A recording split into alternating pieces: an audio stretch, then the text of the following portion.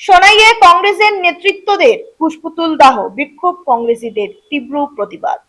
কংগ্রেসের প্রার্থী ঘোষণা ঘিরে সোনাইয়ে ক্রমেই তীব্র হচ্ছে বিক্ষোভ ও অসন্তোষ। শনিবার সোনাই বাজারে জড়ো হয়ে বিক্ষুব্ধ কংগ্রেস কর্মী সমর্থকরা দলীয় শীর্ষ নেতৃত্বদের বিরুদ্ধে তীব্র ক্ষোভ প্রকাশ করেন। এদিন প্রতিবাদ কর্মসূচির অংশ হিসেবে কংগ্রেস নেত্রী প্রিয়াঙ্কা গান্ধী, এপিসিসির সভাপতি গৌরব গগৈ, বিরোধী দলনেতা দেবব্রত শইকিয়া এবং সাংসদ রকিবুল হোসেনের পুষ্পতুল দাহ করা হয়।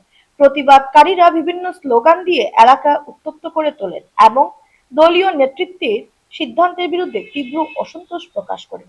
সোনাইয়ে প্রার্থী ঘোষণা নিয়ে ক্ষোভ প্রকাশ করে ইতিমধ্যে সোনাইয়ের 9 জন মণ্ডল সভাপতি দল ত্যাগ করেছেন। পাশাপাশি প্রার্থিত্বের দাবিদার থাকা আরো 9 জন নেতা দলীয় প্রার্থীর বিরুদ্ধে অভিযোগ জানিয়ে দলীয় নেতৃত্বের কাছে আপত্তি তুলে ধরেছেন। স্থানীয় পুরনো কংগ্রেসীরা কোনোভাবেই নবাগত প্রাক্তন বিধায়ক আমিনুল হক লস্করের মনোনয়ন মেনে নিতে পারছেন না। ফলে সোনাই কংগ্রেসের অন্দরে একের পর এক ক্ষোভ বিক্ষোভের সৃষ্টি হচ্ছে।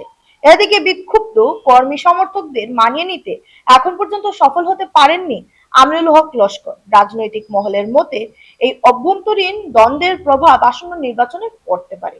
এদিন প্রতিবাদকারীরা জানান, তারা আমিনুল হক দলীয় মনোনয়ন কোনো অবস্থায় মেনে নেবেন না।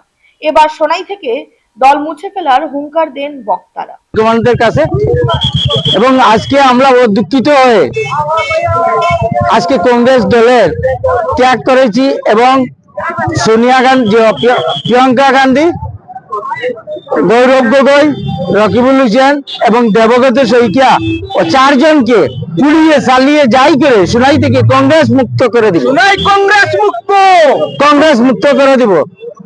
কারণ বিগত দিনে প্রিয়াঙ্কা গান্ধীও বলেছেন, গৌরব গগৈ বলেছেন যে সংগঠনকে মর্যাদা দেওয়া হইব এবং যাকে টিকিট দেওয়া হইব ওনার পারফরমেন্স দেখিয়ে, সংগঠনের কাম কাজ দেখিয়ে, নিম্ন স্তরে 5 বছরের অ্যাক্টিভিটিস দলে থাকার কাজ করার দেখে ওনাকে টিকিট দেওয়া হবে। কিন্তু আজকে আমরা দেখতে পেয়েছি সোনাই কংগ্রেসকে টাকার বিনিময়ে বিক্রি করে দেওয়া হয়েছে।